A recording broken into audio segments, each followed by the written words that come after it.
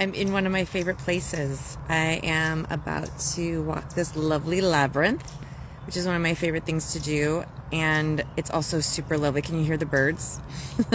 And right back there, we have a buddy with us. We're not alone. Maybe he or she will make an appearance, and whenever there's one deer, there's always more. So we may be visited. I have been visited here before by deer. But I was just about to walk this labyrinth, and I was thinking on my drive over about intuition. And intuition is body workers. There's a lot of practitioners who say, I've heard practitioners say, I just know what to do. I have an intuition. I have a deep guttural intuition, and that's what I follow. I don't always know what I'm doing, but I follow my intuitive hit, and that's how I get results. And to that I say, totally get it. Hello, clearly I have an affinity for intuition. But the thing about intuition and body workers who want to be excellent, that's the difference. The thing about intuition that I want to talk about today is we have intuition bias, and we also train our intuition, both of those things. And we also have pure intuition.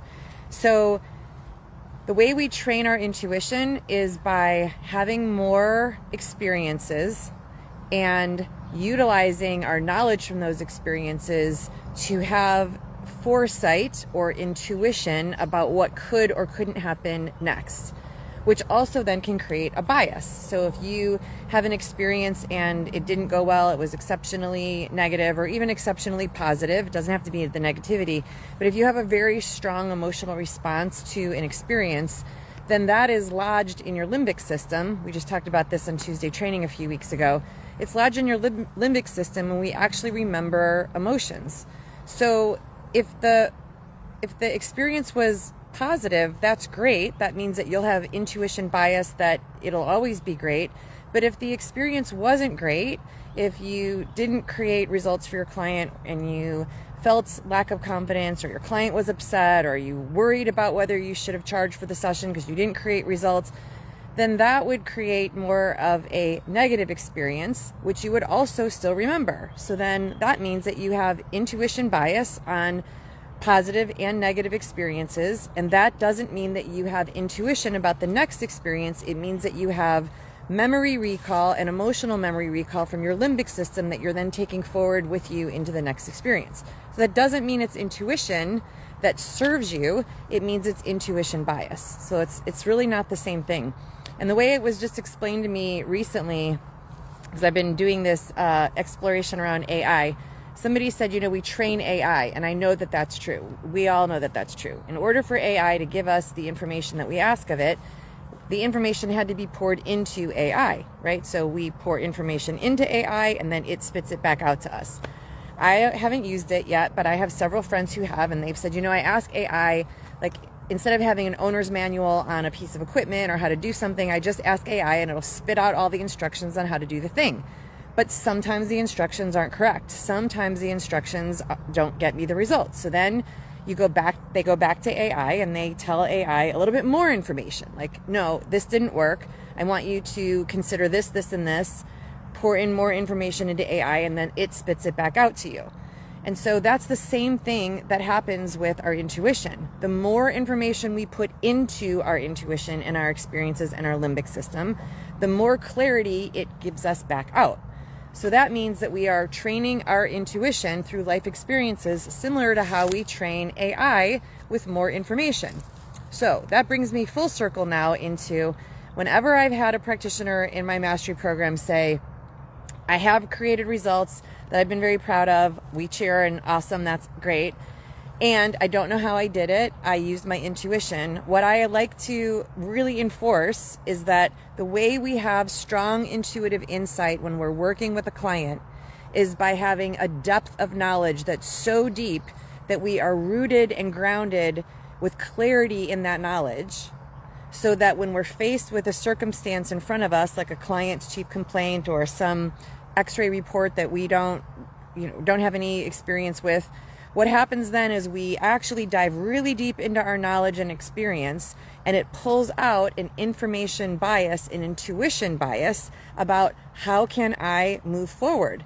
I know the anatomy enough to know I can figure this out. Or I know with experience that I have solved a similar chief complaint before. Someone who couldn't walk, someone who was bent over, someone who couldn't turn their neck, someone who was literally almost in tears because they were in so much pain. I've been there before. I know I've created good results. So now I can stay present and current with the client that's in front of me and use my intuition. What does that mean? It means that I'm present, steeped in knowledge, and that allows the intuition to come in. Without that knowledge, without actually knowing what we're doing or even knowing about the anatomy, what ends up happening is we get lucky. It's not actually intuition, it's just that we get lucky. And the reason why that matters, of course I want you to be lucky. This is not a dig on that. But if you're lucky, then that means you don't actually know how you created that result. So then you don't have any new information to take forward with you to the next client because you just got lucky, which means that every client that walks in is a hope.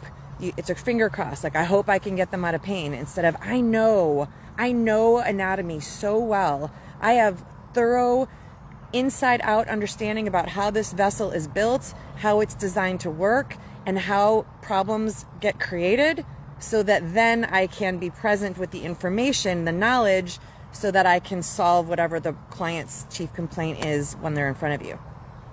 So I definitely want you guys to use your intuition, but I want you to have it from a deep depth of knowledge that you use as a foundation, as a deep grounded foundation, that you can dig through that well of all that information that you have about the body, not to get overwhelmed by it, but because you have clarity not only on the knowledge of the anatomy, but you know how the body works, and you also know the nature of injuries, which is a totally different ball game, by the way. I like to describe it like behind curtain number 1, behind curtain number 2, and behind curtain number 3. Behind curtain number 1 is all the anatomy, all these parts, everything that we came with, the knowledge of what those parts are and what they do. Curtain number 2 is how does that all move together in concert? What parts rely on each other? How do they all integrate and synthesize together is what I meant to say. And then curtain number 3 is when your client comes in and they're in pain. They can't do the workout you're asking them to do. They can't do the same thing the next guy can do. Or they can't do their workout and you're the manual practitioner and you need to figure out what is going wrong that brought them in with pain.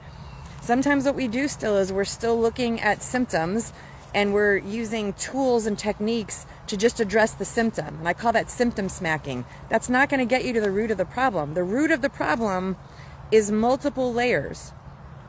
What's the anatomy that's needed for this movement that can't happen?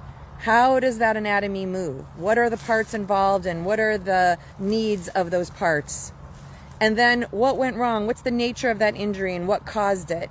When you have depth of knowledge on all 3 of those curtains, then you can be present with the person in front of you and your intuition will put all of the parts from those 3 curtains together for you. So please keep studying. You guys that want to be excellent, that are really striving for great, big, excellent results with your clients, you have all of my support. I am backing you 1,000%, and we just get to keep studying. We just get to keep knowing there's more, there's always more. Yeah? All right, you guys, I'm going to go walk this beautiful labyrinth, and I guess our buddies left, so I'll have to see them on the way out of the labyrinth. Have a great Saturday. Bye.